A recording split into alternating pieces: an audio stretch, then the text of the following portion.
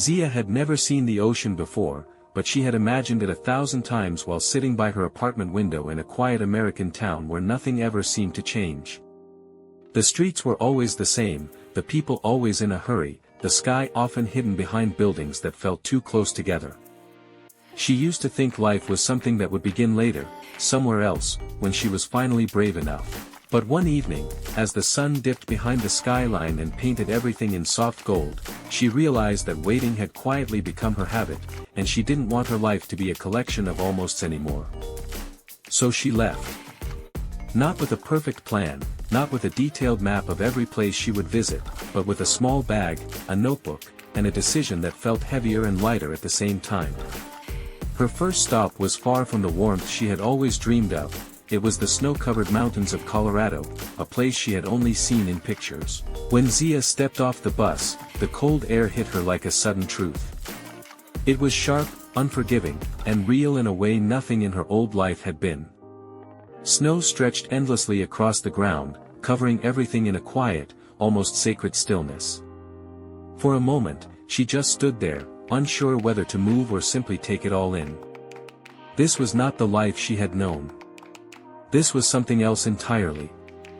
Her boots sank into the snow as she took her first step, and the sound, soft, crisp, felt like a beginning.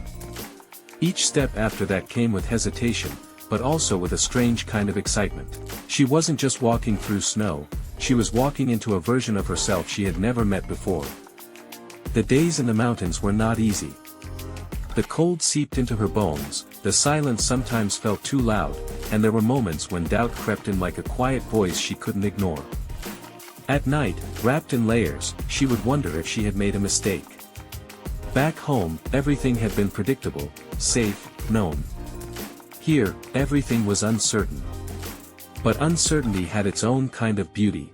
One evening, as the sky shifted into shades of pink and violet, Zia found herself sitting outside a small wooden lodge, her breath visible in the cold air.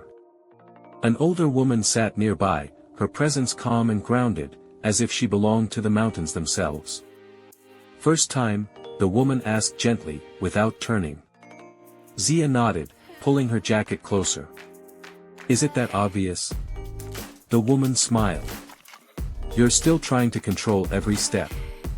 The mountains don't work like that." Zia looked down at the snow beneath her boots. "I thought traveling would feel easier. Like freedom." "It is freedom," the woman replied, "but freedom isn't comfortable. It asks you to let go of who you were." Those words stayed with Zia long after the conversation ended. That night, as she lay awake, listening to the quiet wind outside, she realized that maybe the discomfort wasn't a sign that she didn't belong, it was proof that she was changing. By the time she left the mountains, something inside her had shifted. The fear was still there, but it didn't feel like an obstacle anymore. It felt like a companion, walking beside her instead of standing in her way. Her next destination was the ocean. The journey there felt like moving between worlds. The cold whites and grays of the mountains slowly gave way to warmer tones, open highways stretching endlessly, small towns passing by like fleeting thoughts, and eventually, the scent of salt in the air before she even saw the water. When Zia finally stood on the shore in California, the sight of the ocean took her breath away. It wasn't just big, it was endless, alive, constantly moving in a rhythm she couldn't predict. Waves crashed against the shore with a force that felt both powerful and freeing, as if the ocean was reminding her that life didn't have to be controlled to be meaningful. She stepped closer, letting the water touch her feet. It was cold, but not like the mountains. This cold felt alive, almost welcoming. She laughed softly, a sound that surprised even her. It had been a long time since she had laughed without thinking. Days by the ocean turned into something different from the mountains. Here, there was movement, sound, energy. She met people, artists, travelers, strangers with stories that stretched across continents. Each conversation added something to her understanding of the world, but more importantly, to her understanding of herself. One night, sitting by a beach bonfire with people she had met only hours before, Zia listened as they talked about their journeys, why they left, what they were searching for, what they had lost along the way. When it was her turn, she hesitated. "I think I left because I was tired of being the same person," she said finally. "And did it work?" someone asked. Zia looked out at the dark ocean, the waves glowing faintly under the moonlight. She thought about the mountains, the cold, the fear, the quiet strength she had found there. "I don't know if I'm a different person yet," she admitted, "but I'm not the same either." That answer felt more honest than anything she had said before. As the fire crackled and the night deepened, Zia realized something important. The journey wasn't about reaching a final version of herself. It wasn't about becoming perfect or fearless. It was about movement. About allowing herself to change, to feel, to experience everything the world had to offer, even the parts that were uncomfortable or uncertain. Weeks passed, and the ocean became a place of reflection for her. She would walk along the shore at sunrise, watching the sky shift from darkness to light. Feeling as if each new day was quietly reminding her that beginnings weren't limited to a single moment, they could happen again and again. But as much as she loved the ocean, she knew she couldn't stay. Because staying, even in a beautiful place, wasn't the reason she had left. One morning, with the sound of waves behind her and the horizon stretching endlessly ahead, Zia packed her bag once again. This time, her movements were more confident, her steps more certain. She didn't need to know exactly where she was going next. She only needed to keep going. And somewhere deep inside, she understood that the journey wasn't taking her away from her old life, it was bringing her closer to something she had been searching for all along. Herself. The road didn't feel unfamiliar anymore. When Zia left the ocean behind, she didn't look back the same way she had when she left her old apartment. Back then, she had been unsure, almost fragile in her decision. Now, there was a quiet strength in her movements, as if each place she had visited had left a piece of itself inside her. Her next journey took her inland, away from the sound of waves and into something completely different. The desert. She had never imagined herself there. In her mind, deserts had always felt empty, lifeless, harsh. But something about that emptiness pulled her in, maybe because, deep down, she wanted to understand what it meant to be alone without feeling lonely. When she arrived in Arizona, the air felt heavy in a different way than the mountains. It wasn't sharp and cold, it was warm, dry, and endless. The land stretched out in every direction, painted in shades of gold, orange, and deep brown. The sky felt bigger here, almost overwhelming, as if there was nothing to hide behind. For a moment, she felt small again. But this time, it didn't scare her. It humbled her. The first few days were quiet. Zia stayed in a small roadside motel near the edge of the desert. The kind of place where time moved slower, where conversations were short, and where people seemed to carry stories they didn't always share. During the day, she would walk, sometimes for hours, through open land where there were no crowds, no noise, no distractions. Just her footsteps, the wind, and her thoughts. At first, those thoughts were loud. Questions she had been avoiding for years surfaced one by one. What am I really searching for? What happens when this journey ends? Who am I without the places I keep moving through? There were no easy answers. And unlike the mountains or the ocean, the desert didn't offer distractions. It didn't comfort her with beauty in an obvious way. It simply existed, steady, silent, and honest. One afternoon, as the sun hung high and relentless in the sky, Zia wandered farther than she intended. The ground beneath her feet felt dry and cracked, and the heat wrapped around her like a weight. For the first time in days, she felt unsure. There were no clear paths. No signs. Just open land. She stopped, looking around, her heart beating slightly faster. The silence felt different now, not peaceful, but heavy. For a brief moment, fear returned. Not the same fear she had felt before, but something deeper. The kind that comes when you realize how small you are in a world that doesn't pause for you. She closed her eyes, taking a slow breath. And then she remembered the mountains. The cold. The uncertainty. The voice that had told her to keep going. So she opened her eyes again. Instead of panicking, she adjusted. She looked at the position of the sun, the direction she had come from, the faint marks of her own footsteps behind her. And slowly, calmly, she began to walk back. Step by step. Not rushing. Not doubting. Just moving. That evening, sitting outside the motel as the desert sky transformed into a deep, endless night filled with stars, Zia felt something she hadn't expected. Pride. Not because she had done something extraordinary, but because she hadn't let fear take control. For the first time, she trusted herself, not just to explore the world, but to handle it. A few days later, she met someone who would change the way she saw her journey. He was a traveler too, though very different from her. His name was Daniel, and he had been on the road for years, moving from place to place without any intention of stopping. They met at a small diner, the kind with worn-out seats and quiet background music.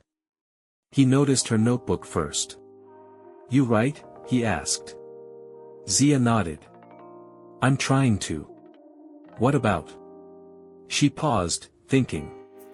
I'm trying to understand my life while I'm living it." Daniel smiled slightly. "That's harder than it sounds." They talked for hours that night, about travel, about choices, about the strange feeling of not belonging to one place anymore. "Does it ever stop?" Zia asked at one point. "The feeling of searching?" Daniel leaned back, thinking for a moment.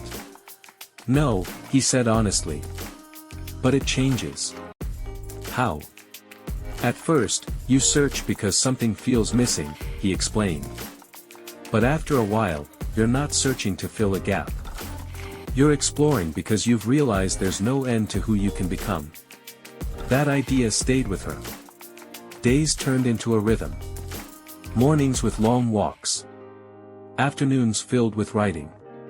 Evenings under skies so wide they made everything else feel small. The desert, which had once felt empty, now felt full in a different way. Full of space to think. Full of room to breathe. Full of truth she couldn't ignore. She realized that in her old life, she had been constantly surrounded by noise, people, expectations, routines. And in all that noise, she had lost her own voice. Here, in the quiet, she could hear it again. Clear. Steady. Real. One night, unable to sleep, Zia walked out into the open desert. The stars above her were unlike anything she had ever seen, countless, bright, endless. It felt as if the sky itself was alive, watching, reminding her of something she was only beginning to understand. She sat down on the ground, hugging her knees, and let herself feel everything. The fear she had carried. The courage she had discovered. The uncertainty that still remained. And for the first time, she didn't try to push any of it away. She accepted it. All of it.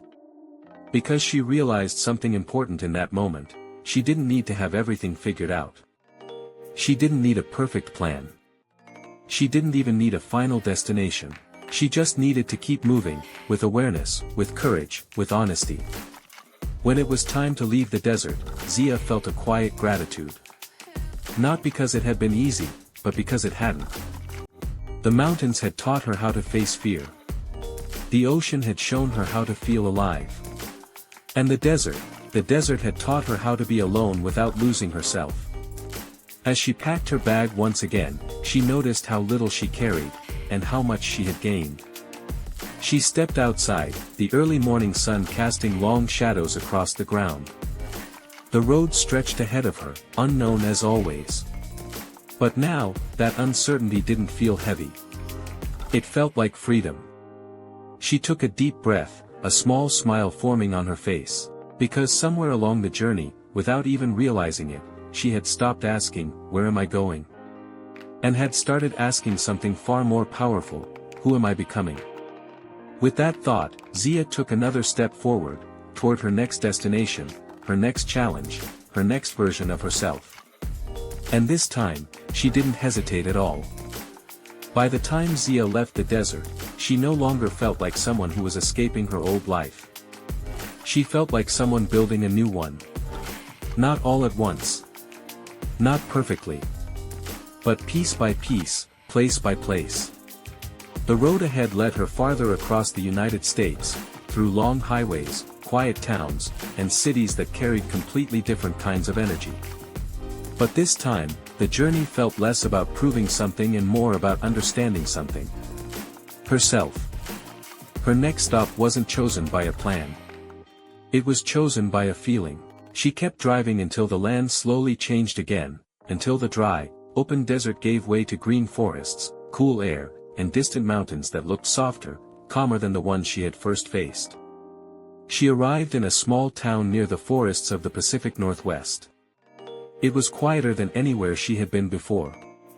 Not silent like the desert, not alive like the ocean, but balanced.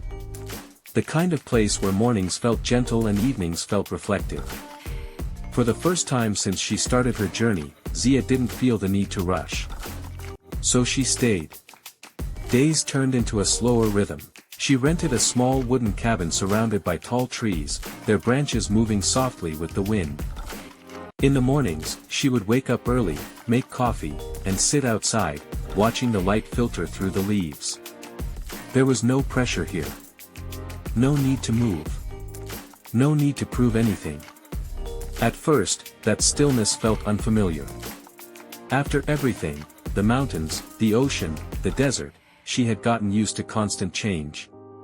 Movement had become her comfort. Stopping felt strange. Almost like she was doing something wrong. But as days passed, she began to notice something. The urge to keep running had slowly faded. And in its place, something quieter had grown. Contentment. One afternoon, while walking along a forest trail, Zia paused near a small stream. The water moved steadily over smooth stones, creating a soft, continuous sound that felt calming in a way she couldn't explain. She sat down nearby, pulling out her notebook, the same one she had carried since the beginning of her journey. Flipping through the pages, she saw pieces of herself scattered across them. The uncertainty from the mountains. The freedom she felt at the ocean. The honesty she discovered in the desert. Each page wasn't just a memory. It was a version of her. And for the first time, she didn't feel like those versions were separate. They were all her. That realization stayed with her as the sun began to set, casting warm light through the trees. She had spent so much time trying to become someone braver, stronger, freer. But now she understood something she hadn't before. She hadn't become someone new.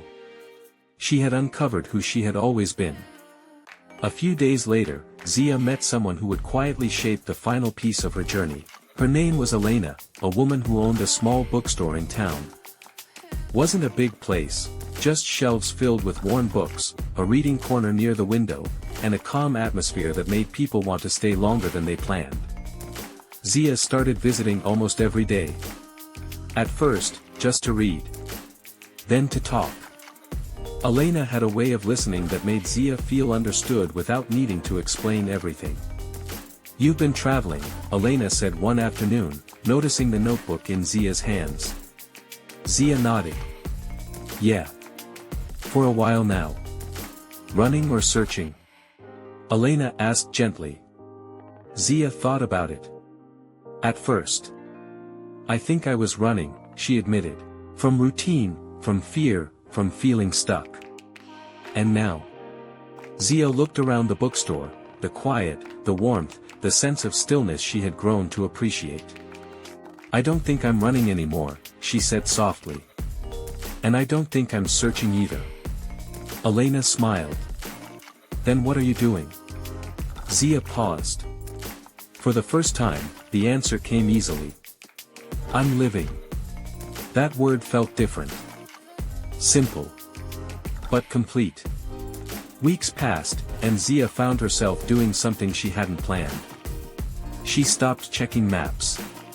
Stopped thinking about the next destination.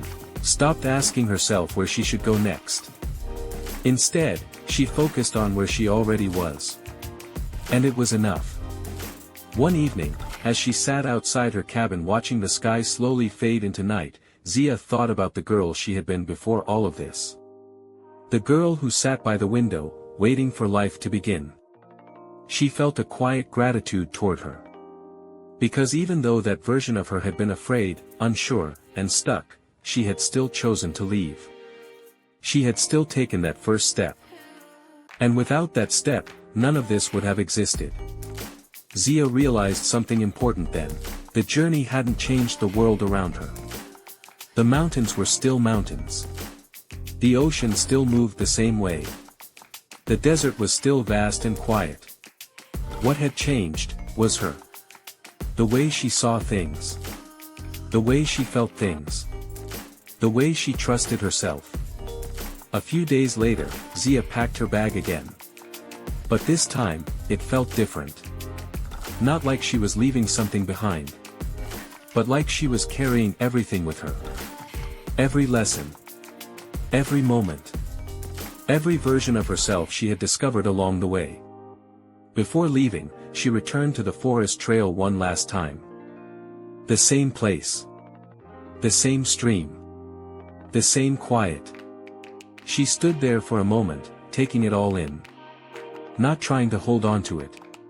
Just appreciating it. Because she had learned something the journey had been trying to teach her all along: you don't need to stay in one place to belong. You carry belonging within you. As Zia stepped back onto the road, she didn't feel the need to define what came next. Maybe more cities. Maybe more nature. Maybe something completely unexpected. But whatever it was, she knew one thing for certain: she wouldn't wait for life anymore. She would meet it, step by step, moment by moment, without fear of the unknown. And as the road stretched endlessly ahead of her, Zia smiled, not because she had found all the answers, but because she no longer needed them. The journey hadn't given her a perfect destination. It had given her something far more powerful. The courage to keep going. And the peace to know that wherever she went next, she was already home.